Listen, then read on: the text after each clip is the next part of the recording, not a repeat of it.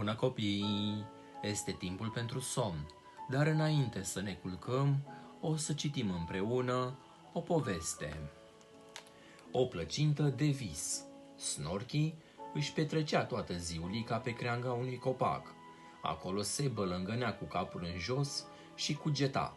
Acest lucru probabil că pare de-a dreptul incomod oricărei persoane lipsite de trândăvie, însă pentru un leneș acesta este cel mai frumos lucru și pe deasupra benefic pentru creier.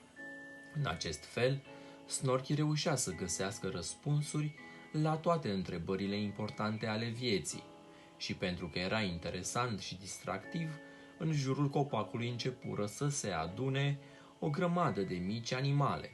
Acestea se uitau în sus și îl implorau să le povestească o istorioară sau o pildă despre leneși. Astăzi, Snorky nu putu cu niciun chip să doarmă liniștit. Se legăna ușor de colo-colo și plescăia. Micile animale de sub creanga lui găsiră acest lucru extrem de neobișnuit. Îl auziseră deja pe bătrânul Snorky sfărăind, fluierând sau zumzăind, dar niciodată până acum plescăind. Acest lucru nu putea însemna decât o nouă povestire. Trebuia doar să-l trezească pentru ca el să le o istorisească. Și începură să strige cu toții: "Trezirea!" Și doar după ce strigară de 100 de ori, Snorky clipi. "Hă?" spuse el în loc de salut. "Ce vreți de la un bătrân ca mine? De ce ai plescăit în timpul somnului? Ai visat ceva gustos?" întrebă Edina, fata porcului furnicar. Snorky își linse buzele și spuse doar atât: "Plăcintă cu mere." "Povestește, povestește," îl îndemnară animalele. Snorky făcu mofturi un pic, dar în cele din urmă spuse: "Așadar, este vorba despre o pățanie pe care am trăit-o în urmă cu mulți ani cu familia mea. O experiență care ne dovedește încă o dată că somnul te poate salva în momentele dificile."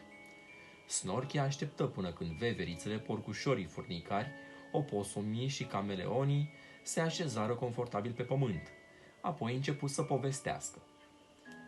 "În urmă cu mulți ani, au venit la mine în vizită mătușa Vica, unchiul Gustav, vărul Austin și verișoara Berta. Cum a intrat pe ușă, tanti Vica mi-a dat un săculeț cu mere ca să pregătesc o plăcintă pentru toată lumea. Așadar am intrat cu minte în bucătărie, în timp ce rudele s-au așezat confortabil în sufragerie. Au ronțăit toate nucile și au golit carafa cu sucul meu preferat. O vreme i-am auzit cântând și din când în când cineva întreba cu voce tare unde este plăcinta cu mere. Apoi s-a făcut liniște. Îmi convenea acest lucru, fiindcă aveam o problemă. Copsesem de mult plăcinta, dar o mâncasem pe toată de unul singur. Era pur și simplu delicioasă. Și iată că din ea mai rămăseseră doar câteva firmituri pe platou și aroma care umpluse toată casa, ceea ce era mult prea puțin pentru 4 musafiri înfometați. În cele din urmă am prins curaj și m-am dus cu platoul în sufragerie. Ședeau cu toții în jurul mesei, dormeau și sfărăiau, încetișor. M-am așezat și eu și m-am simțit extraordinar de ușurat, fiindcă am știut că problema mea era rezolvată. Pur și simplu am rămas pe scaun și am așteptat. Cei 4 s-au trezit pe rând, s-au frecat somnoroși la ochi și s-au uitat la platoul gol. Apoi s-au privit unul pe altul și au început să laude minunata plăcintă cu mere. "Ce deliciu!" a spus mătușa. "Da, excelentă!" a replicat unchiul.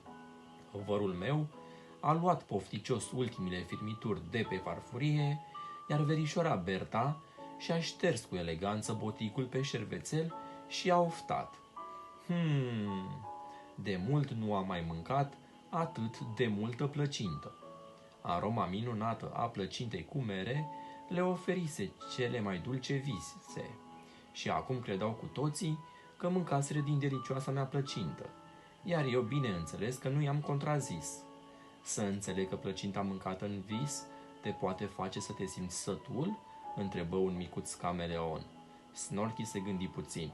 "Acest lucru nu este dovedit," răspunse el mai apoi, "însă este sigur că nu te îngrașă." Sfârșit.